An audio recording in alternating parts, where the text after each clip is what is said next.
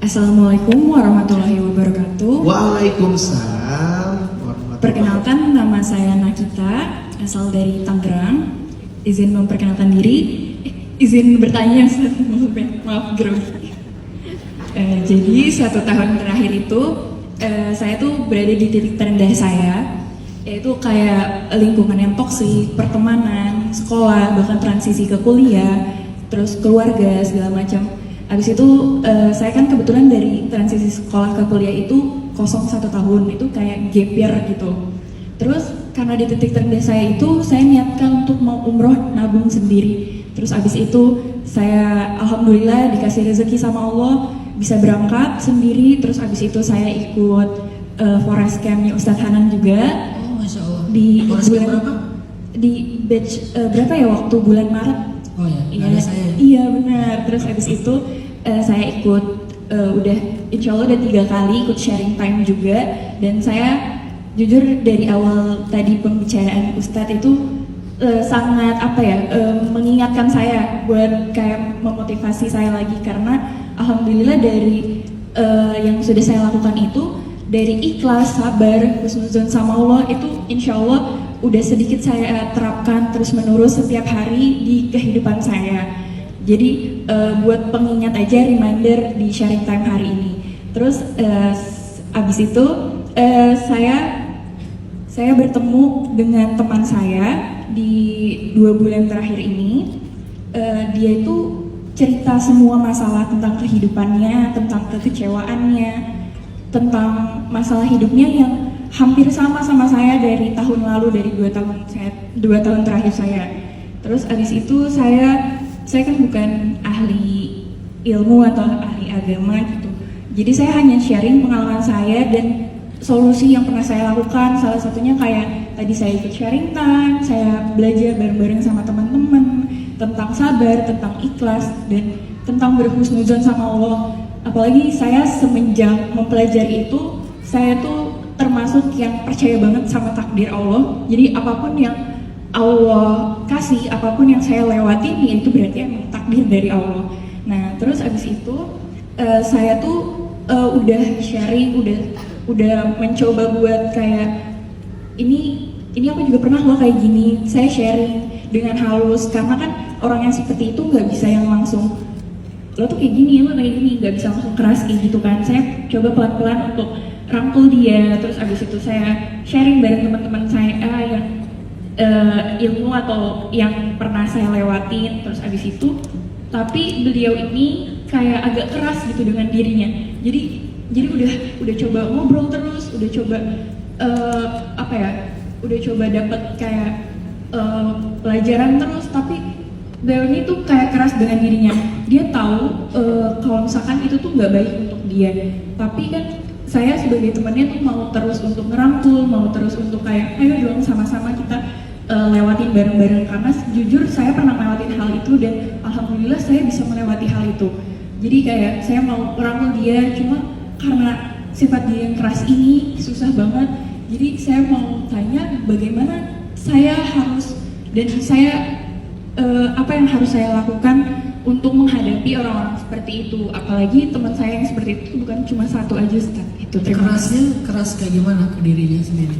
Kayak misalkan dia nih tahu kalau misalkan itu tuh kecewa dalam dirinya, itu tuh maksudnya kayak emang itu sebenarnya pasti dia juga tahu kalau itu takdir dari Allah, atau itu yang dilewatin itu emang udah pasti jalan hidup dia.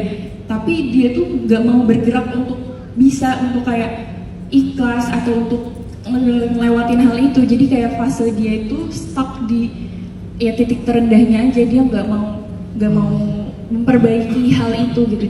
Jadi ibaratnya kayak dia tuh terpuruk dan dia masih mensedihkan permasalahannya dan kekecewaannya itu sih, Ustaz.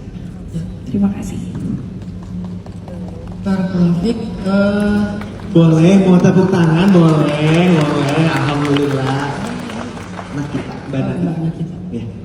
Oke, Mbak Nakita dan teman-teman sekalian, kita kadang menghadapi orang seperti ini nggak jauh-jauh. Bisa jadi suatu saat kadang pasangan kita ketika dia sedang terpuruk dalam karirnya, kita akan menghadapi situasi dia kayak nggak siap untuk bangkit atau nggak berani bangkit lagi. Jadi terlalu terpuruk sampai nggak berani bangkit. Atau dia kayak terlalu larut dalam kesedihannya atau dalam menyalahkan diri sendirinya. Bisa pasangan, bisa saudara kita, bisa anak mungkin suatu saat, bisa orang tua bahkan. Apalagi orang tua masih muda dan mungkin mengalami sebuah masalah besar dalam rumah tangganya. Atau bisa teman kayak cerita mana kita tadi. Terus apa yang bisa kita lakukan? Saya bukan ahlinya, tapi saya coba untuk mengutip beberapa nasihat dari para ulama ya. Bahwa setiap orang itu memang butuh momen butuh sebuah kondisi untuk kadang siap menerima sebuah nasihat. Jadi nasihat itu kadang nasihat yang sama tapi disampaikan oleh orang yang berbeda, nasihat yang sama disampaikan di waktu yang berbeda, itu hasilnya juga berbeda. Makanya Nabi itu orang yang sangat jeli ngelihat keadaan sahabat ketika mereka lagi sedih. Ini ada sebuah cerita ya, namanya Abu Umamah. Abu Umamah tuh lagi sedih. Suatu hari Abu Umamah tuh ditanya sama Rasul, "Ya Abu Umamah, mali araka jalisan fil masjidi fi ghairi waqtis shalah." Abu Umamah, kenapa kamu akhir-akhir ini aku lihat sering banget ada di masjid padahal bukan waktu sholat. Diem aja di masjid. Terus kata Abu Umamah, "Qala humumun lazimatni wa duyunun ya Rasulullah." Saya lagi sedih berat ya Rasul. Saya punya banyak hutang ya Rasul, kata dia. Qala Rasulullah bilang, "Afala u'allimuka kalaman idza anta qultahu adhaballahu azza wa jalla hammak wa qada 'anka dainak?" Mau enggak aku ajarin? Jawabannya mau enggak? Pertanyaannya mau enggak? Bukan ya udah gini aja, enggak, tapi ditanya mau enggak. Ini saking santunnya Nabi dalam memberi nasihat ya. Nabi kan bisa aja mengatakan sesungguhnya aku bersabda, bisa ya? Kan dai-dai sekarang mah belum apa-apa, Allah berfirman, Rasulullah bersabda gitu kan. Enggak meminta, enggak bertanya dia siap enggak menerimanya. Nabi nanyanya afala, mau enggak gitu. Gimana kalau jadi kayak diajak dialog, diskusi dan enggak dipaksakan nasihatnya.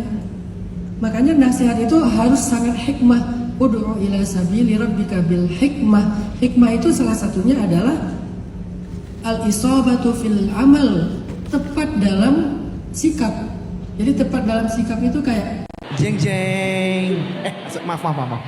dia bagus ya masuknya Iya, itu iya. dengan langsung ke poin utama, udah gitu baru dia curhat.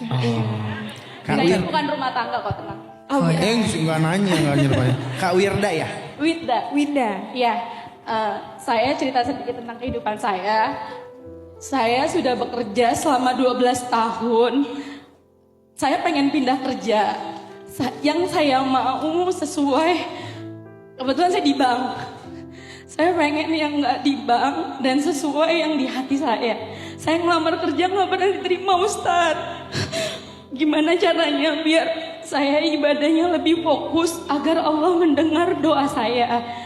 Karena setiap saya bersujud ada panggilan interview, tapi itu kayak nggak sesuai yang di hati saya. Saya masih mikirin kalau saya kerja di tempat yang ini, apakah saya bisa balance sama anak saya, suami gitu.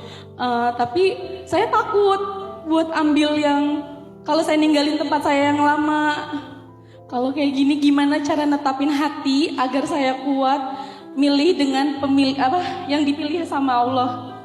Saya kurang ngerti sih ngomongnya gimana Ustadz. Gimana? Karena saya udah gak kuat banget di tempat yang sekarang sebenarnya gitu.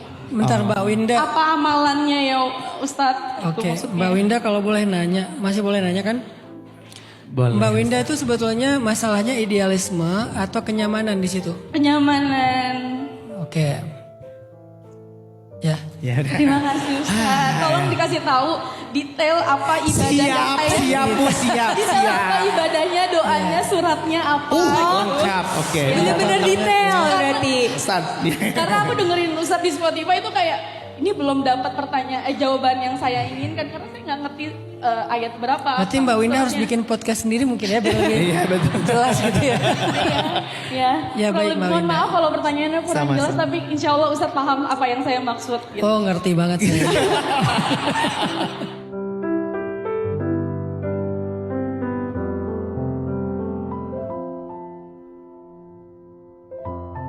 Saya menghargai setiap pemahaman tentang hukumnya kerja di bank.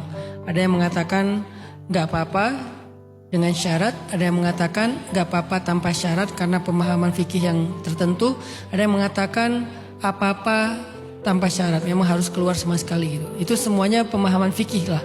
Dan semuanya juga ulama kok yang berpendapat kayak gitu. Sehingga kita hargai setiap pendapat, balik lagi ke kita masing-masing, pilih salah satunya, hargai yang berbeda. Ternyata jawabannya alhamdulillah bukan tentang idealisme, tapi tentang kenyamanan gitu kan. Mungkin suasana kantornya, mungkin orang-orangnya, mungkin pekerjaannya, tuntutannya, amanah-amanahnya, deadline-nya segala macam, sehingga membuat Mbak Winda ngerasa nggak nyaman di situ. Pertama Mbak, nggak ada tempat yang nyaman di muka bumi. Kalau alasannya kenyamanan, dan ini nggak hanya berlaku untuk pekerjaan Mbak Winda ya, berlaku untuk semua pekerjaan. Kalau yang dicari itu adalah kenyamanan, kayaknya nggak ada tempat yang nyaman-nyaman banget lah di muka bumi ini. Salah satu di antara sifat dasar dunia itu adalah ujian.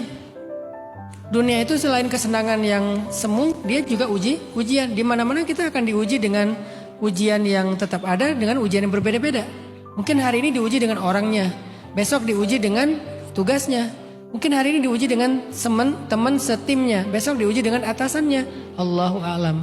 Jadi kalau nyari tempat nyaman, takutnya ini bukan hanya untuk Mbak Winda, takutnya ada orang sekarang lagi tren resign ya. Mudah sekali resign kan, baru kerja beberapa bulan resign, kerja beberapa bulan resign. Oke, itu pilihan pribadi, setiap orang punya hak memilih. Tapi boleh nggak dipertimbangkan sedikit narasi ini gitu, atau persepsi ini, bahwa kalau kamu nggak nyaman resign, sampai kapan kamu akan bertahan sampai menemukan kenyamanan? Nggak ada tempat yang paling nyaman. Tapi kalau alasannya idealisme, atau alasannya pengen mengembangkan karir, atau alasannya pengen merubah profesi segala macam, oke. Tapi kalau alasannya nggak nyaman, maka nggak ada tempat yang nyaman di muka bumi.